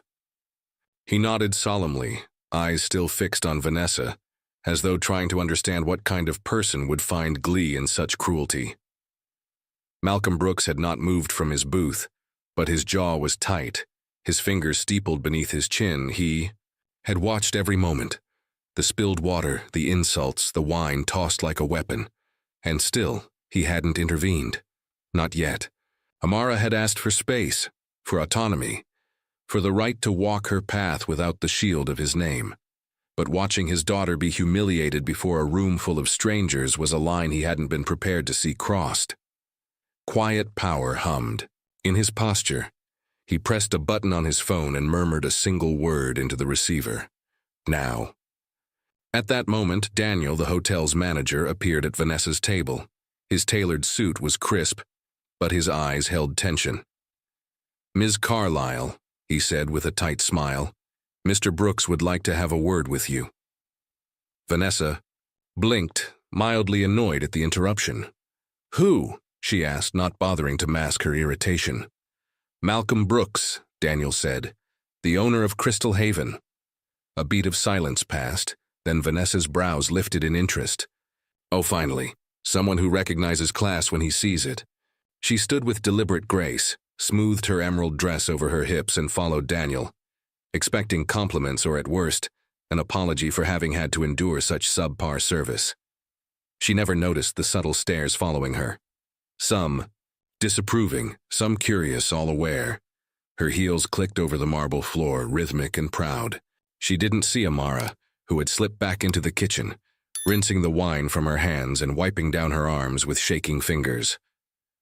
As Vanessa was led into the private lounge, Malcolm stood. He was tall, statuesque in his navy suit, with silver threads at his temples and an expression carved from stone. Vanessa's confident stride faltered. Something in his eyes, calm but razor-sharp, made her straighten, then stumble on the words she'd rehearsed. "Mr. Brooks, I just wanted to say, I know exactly what you did," Malcolm interrupted, his tone soft but firm. "I watched it all." Vanessa's lips parted, but the air had thickened around them, and the words caught in her throat. "You came into my hotel, insulted my staff, assaulted one of them in front of witnesses, and then laughed about it." His voice didn't rise. He didn't need to yell. His authority was in the stillness, in the weight of his gaze. "And that staff member? She's not just an employee, she's my daughter." The sentence dropped like a stone into still water, sending ripples across everything Vanessa thought she understood about the evening. Her mouth opened, then shut. Her eyes darted toward the door, toward Daniel, toward anywhere but Malcolm's. Steady gaze. I didn't know," she stammered. "She spilled water." "I saw it," Malcolm said simply. "She didn't. You did. And when you embarrassed yourself, you blamed her. Then you threw wine at her. That's not a mistake, Ms. Carlyle. That's character." Vanessa's cheeks flushed a deep crimson, not from shame. She wasn't used to shame, but from exposure. Her game had played out in front of the wrong audience. Her power here, she realized, was an illusion. Back in the kitchen, Amara stood at the sink, scrubbing at the wine stain on her apron with a mixture of club soda and salt. Jamal appeared behind her. "Hey," he said quietly. "You should see what's going down out there." She didn't respond at first, just kept scrubbing. Then she looked up. "He's confronting her, isn't he?" Jamal nodded slowly. "He's not just confronting her, he's ending her." In the dining hall, guests were whispering, checking their phones. Clips of the incident had already gone viral. Snippets of Vanessa's taunts, her wine toss, Amara's quiet walk away. Hashtags were trending. Respect. The staff. Crystal Haven drama. Amara deserved better. The court of public opinion was awake, and it was furious. Vanessa stumbled backward a step, her voice cracking under the weight of judgment. "Mr. Brooks, please, I didn't mean to." Malcolm raised a hand, cutting her off. "Your bill is covered. Consider it a parting gift. But you are no longer welcome here." She stared at him as though waiting for the punchline. When it didn't come, she spun on her heel and walked out, fast, flustered, her poise in tatters. Her friend scrambled behind her, wide-eyed and silent. As the doors closed behind them, soft applause broke out in the hall.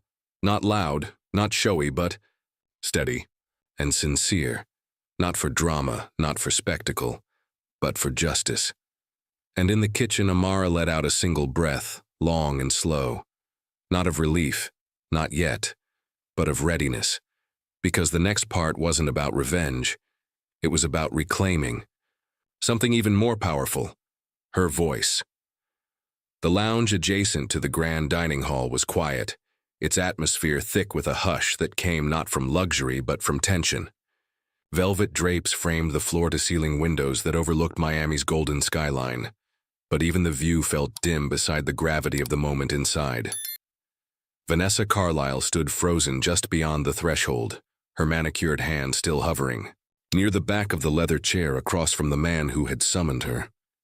Malcolm Brooks hadn't moved since she entered, but his stillness felt louder than any outburst could have. His gaze didn't waver. It held her in place with the weight of authority, built not just on wealth, but on wisdom earned through decades. of storms he'd weathered and won. And now he was here to weather this one for his daughter. Vanessa tried to recover her footing, though the soles of her confidence had already worn thin. "Mr. Brooks," she began, voice soft and honeyed. "This is all just a terrible misunderstanding. I came here expecting the 5-star experience your hotel is known for, but instead, you delivered a public assault." Malcolm cut in, not unkindly, but with absolute clarity. "You humiliated an employee.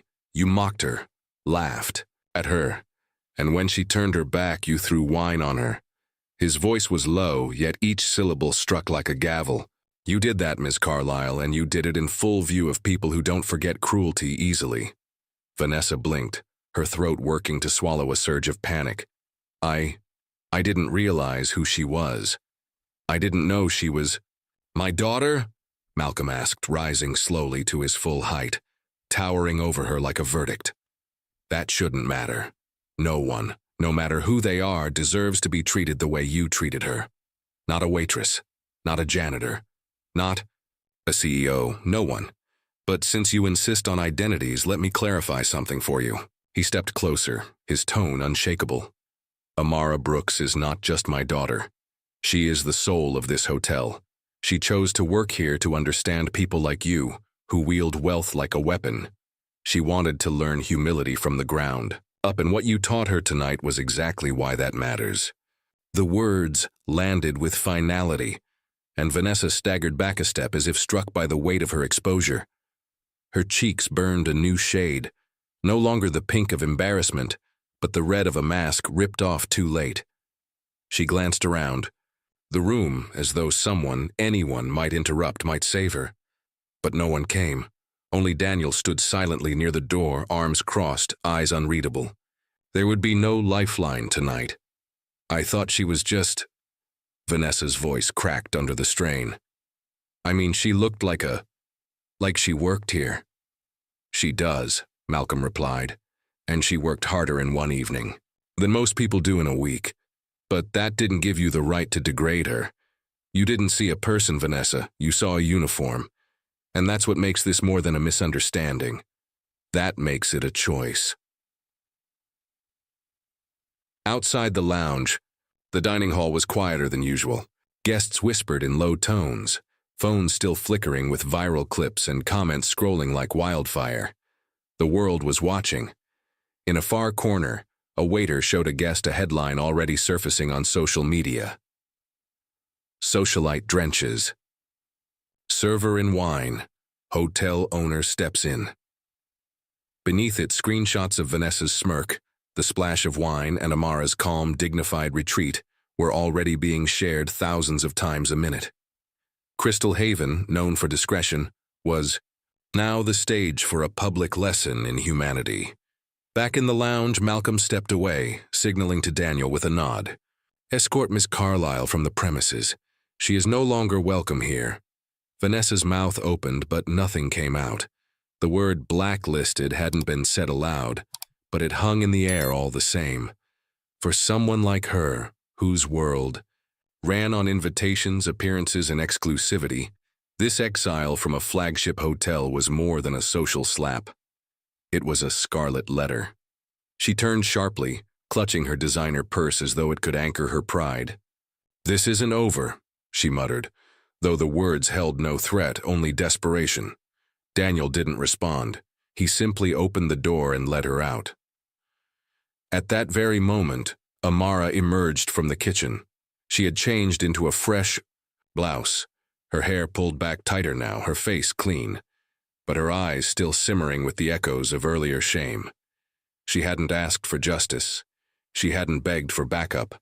And yet here it was. Justice, delivered not by viral mobs or hashtags, but by the one man who truly saw her. She paused when she saw Vanessa walking toward her, saw the flush of defeat on her face, the way her chin trembled though she tried to keep it lifted. Vanessa couldn't meet her gaze. Her eyes darted away as she passed, heels clicking like a retreat drumbeat. The doors closed behind her, and the hall exhaled. A few guests clapped quietly, unsure if it was appropriate, but driven by a need to release something. Relief, perhaps, or admiration. Malcolm stepped forward into the room, and silence followed. He didn't raise his voice. He didn't need. "Do let it be known," he said to no one and everyone. "This hotel respects those who serve with grace. Titles do not matter. Behavior does." He turned then, locking eyes with Amara from across the room. A smile broke through the stern lines of his face. A father's pride, fierce and unapologetic. She gave a nod in return. No words were needed. Between them stood everything that had been tested tonight.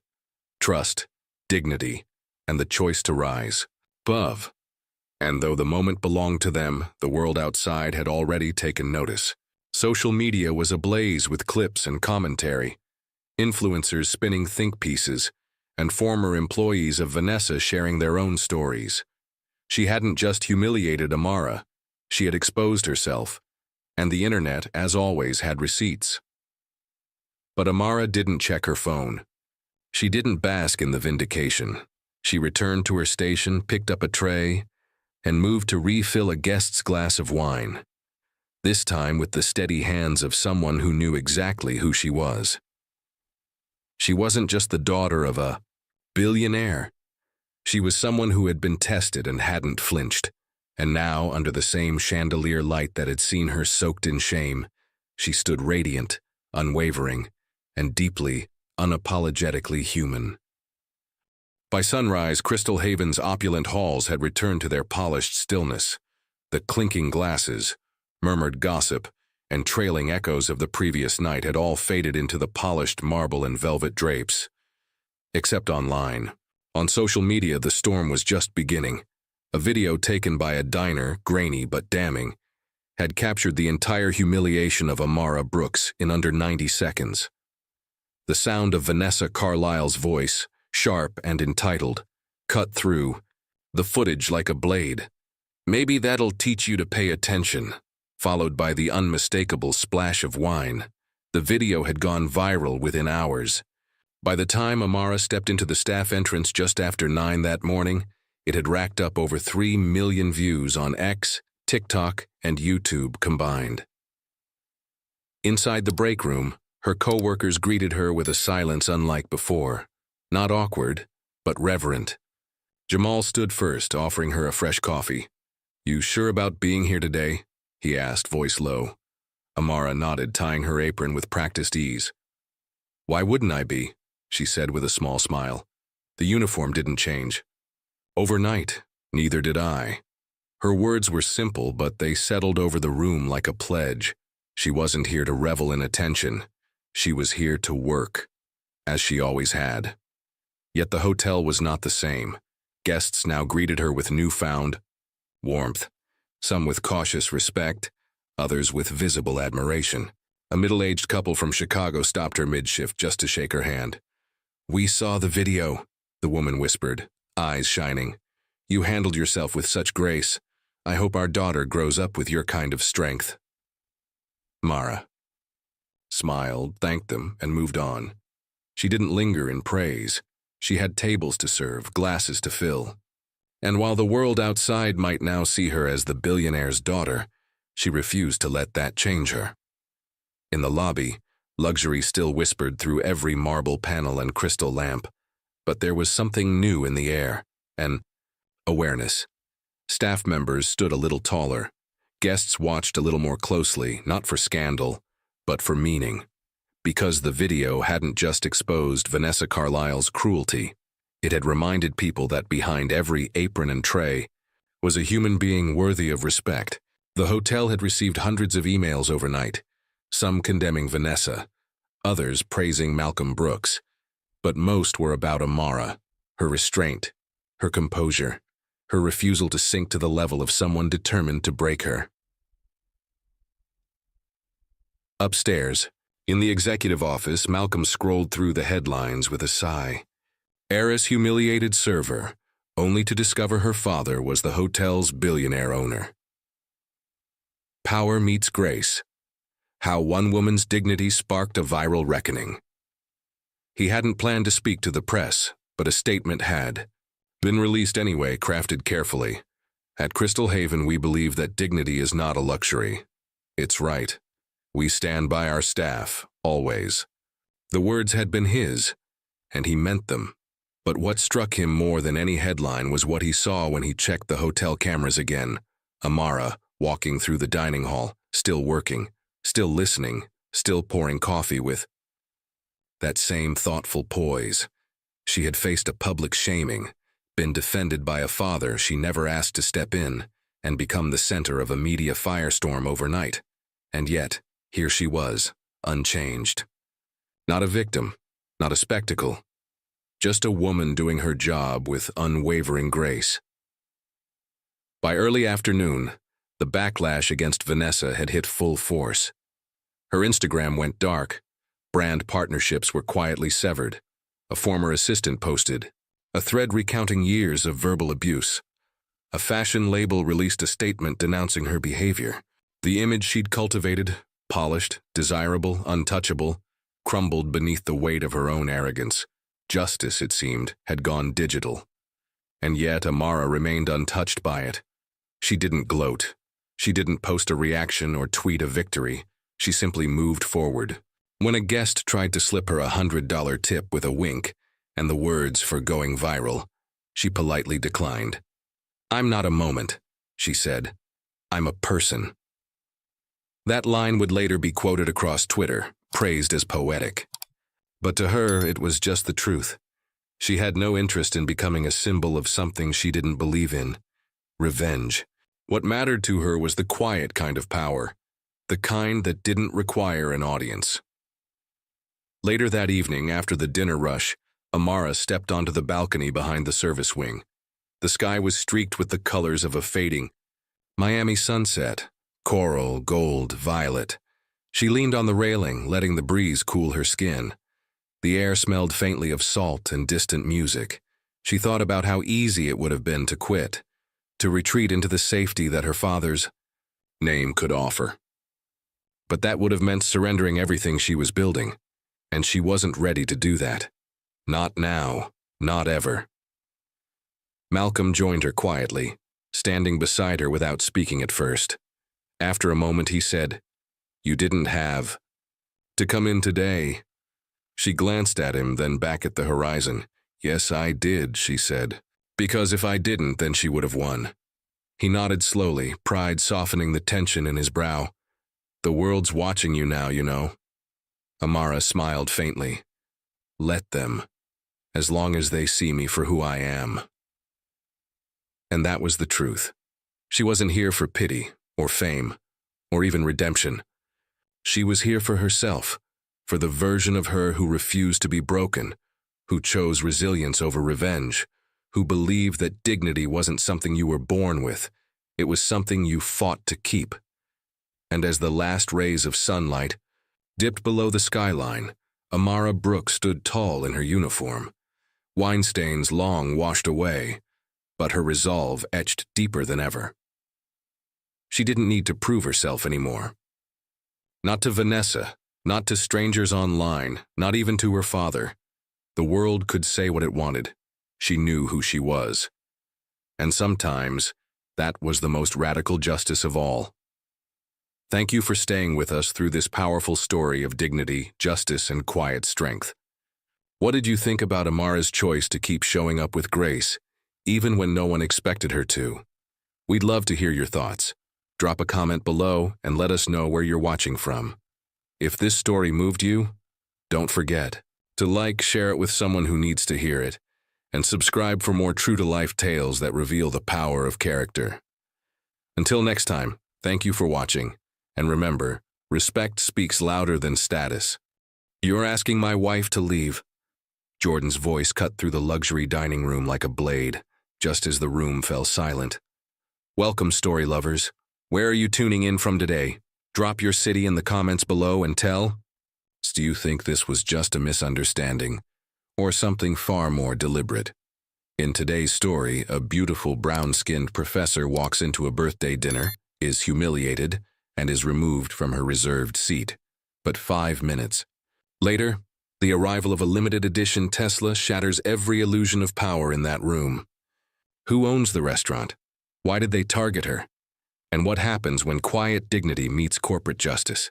Stick around, because this story builds to a powerful reckoning you won't see coming. Don't forget to subscribe to our channel, so you never miss our latest true-to-life stories of dignity, downfall, and redemption. Let us know where you're watching from, and stay till the end. This seat wasn't just a seat. It was a line they should have never crossed. Alina Moore stared at the ivory envelope resting on the edge of her kitchen counter, its golden embossed lettering catching the soft morning light like it had something to prove. It wasn't the kind of invitation she was used to. She'd received plenty in her career: academic conferences, lecture tours, honorary panels. But this one was different. It was social, exclusive, gilded in a way that only the ultra-wealthy dared to be. It wasn't just any birthday party.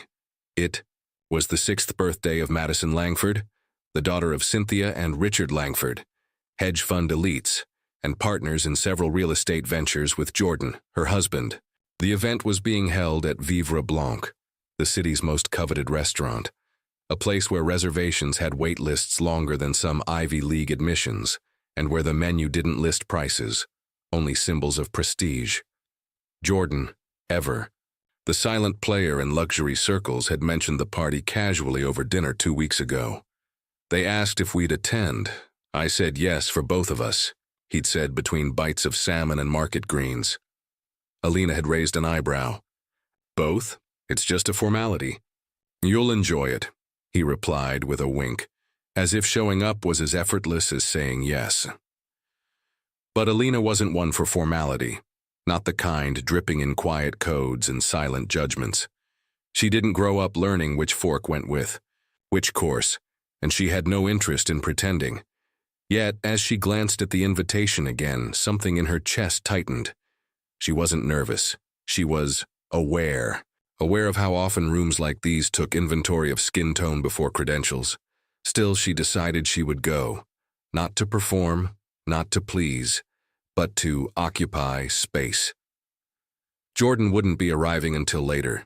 He had meetings lined up all day, and Alina saw no reason to wait. She would go early on her terms. She chose her outfit deliberately, a flowing white slip dress that skimmed her curves without apology, minimal jewelry, no designer handbag, no statement shoes, just grace and intention.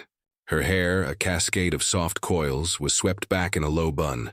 Her presence would speak for itself. The Uber pulled up to Vivre Blanc's polished entryway just past 3 o'clock. The midday sun bounced off the restaurant's glass and chrome facade, casting reflections that made the place look like a temple of modern privilege. A valet in a pressed charcoal uniform opened her door, his eyes flickering just briefly as he registered her. Not in a hostile way, more in that default scan, the kind that calculated whether a person fit. She stepped out anyway, chin high, each stride measured but unbothered. Inside, the space was as extravagant as the legends claimed. Marble floors gleamed like mirrors beneath her sandals, while a massive chandelier resembling a frozen firework hung from the ceiling, casting warm, flattering light on an already curated crowd. The scent of truffle oil and chilled champagne floated in the air, subtle but assertive. At the hostess podium stood a young blonde woman with a tight bun and a tighter smile. Her name tag read Amber. Alina approached and smiled politely. "Good afternoon. There's a birthday party for Madison Langford. I believe my name should be on the guest list. Alina Moore." Amber gave her a perfunctory nod and flipped through a leather-bound reservation book, the kind that screamed tradition, despite everything in the room being optimized for Instagram. Her eyes scanned the pages twice, then paused. She looked up. "I'm sorry, I don't see a reservation under that name." Alina's smile didn't falter. "It should be there. My husband, Jordan Moore, confirmed it directly. We were invited by the Langfords. He even reserved a specific table. Table 3 by the garden window." Amber's mouth tightened just slightly, the kind of micro-expression Alina had seen 1,000 times before, caught between protocol and perception. She leaned in to whisper to another hostess before turning back. "Would you mind waiting just a moment? I'll have our manager assist you."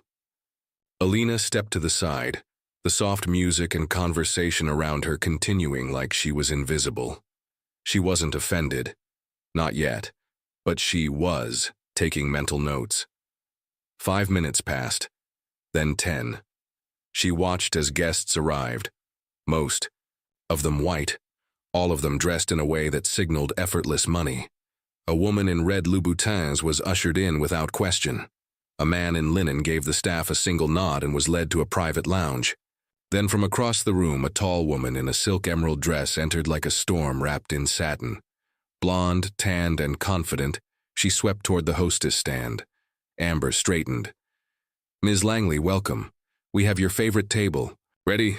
Table 3. Alina's heart thumped. She turned toward the hostess. "Excuse me," she said, keeping her voice even, "but that's the table my husband reserved for me." Amber blinked, her expression unreadable now. "I'm sorry, ma'am. There must have been a mix-up. Ms. Langley is a regular here. That table has been reserved for her for weeks."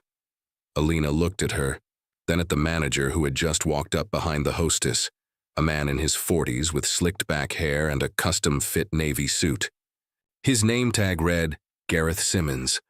He gave Alina a glance that hovered just a little too long, his gaze not quite condescending but assessing, like she was an unexpected complication in his otherwise controlled ecosystem.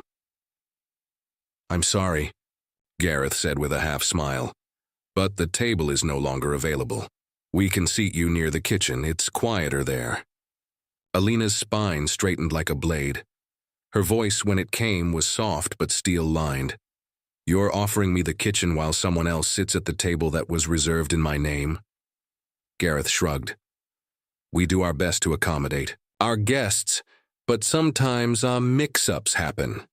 The implication wasn't subtle. In his world, she was the mix-up. She glanced around the lobby again. No sign of Jordan, no allies in sight. Her fists clenched by her sides, not out of rage, but out of restraint. She was a guest in a place her husband helped build, yet she was being treated like a mistake in the system. And just as she opened her mouth to respond, just as Gareth gestured to security with the casual arrogance of a man who thought he could handle situations like this, the faint purr of an electric engine echoed outside the restaurant, subtle, sleek, and unlike any car the valet had handled that day. The doors parted again, all heads turned, and the air in Vivre Blanc began to shift. The sound of the electric engine had barely faded when the front doors of Vivre Blanc glided open with mechanical perfection, revealing the man who'd just stepped out of the limited edition Tesla parked at the curb. But he didn't stride in with entitlement or theatrics. No, Jordan Moore walked with the controlled precision of a man who understood power not as something to be flaunted, but something to be felt. He wasn't dressed like the flashy elite who clung to brands like armor. Instead, he wore a charcoal gray suit cut so perfectly it whispered wealth without ever needing to scream it. His skin glowed bronze beneath the ambient chandelier light, and his presence seemed to reach the room before his voice ever did. That was the thing about Jordan. He never needed to announce himself. The room always did it for him. But when his eyes locked onto Alina, standing near the exit, her arms folded, her jaw clenched. Something shifted in his expression. It was subtle, just a narrowing of the eyes, a small flex of the jaw, but it said enough. He crossed the lobby in swift, calculated steps, his attention fixed only on her, as if the rest of the glittering space had fallen away. "You've been standing here this whole time?" he asked, voice low but lined with tension. Alina didn't answer. She didn't need to. The answer hung thick in the air between them, as visible as the discomfort rippling through the guests who now watched the exchange with guarded curiosity. She tilted her head toward the hostess stand. "They said there was no reservation. They gave the table to someone else." Jordan turned slowly, deliberately, like a man preparing to dismantle something carefully constructed. His gaze settled on Gareth Simmons, who had taken a step back, as if he could somehow vanish into the decor. You gave away the table, my wife reserved. Jordan's voice wasn't loud. It didn't need to be. It held the weight of expectation, of quiet dominance. It made people stop mid-sentence. Gareth cleared his throat, his smile returning like a reflex. There seems to have been a misunderstanding, Mr. Moore. We didn't realize this. Guest was your wife. And there it was, the wordless confession embedded in that pause. This guest, the woman you thought didn't belong. Alina watched the moment with a strange detachment, as if watching a stage play she had seen rehearsed too many times. The difference now was the stakes. The room didn't know who Jordan Moore was, not fully. Most saw him as a wealthy investor, yes, but what they failed to realize was that he was the primary investor behind Vivre Blanc, owning a quiet 58% majority. He had chosen to remain invisible in operations for this very reason, to see how people acted when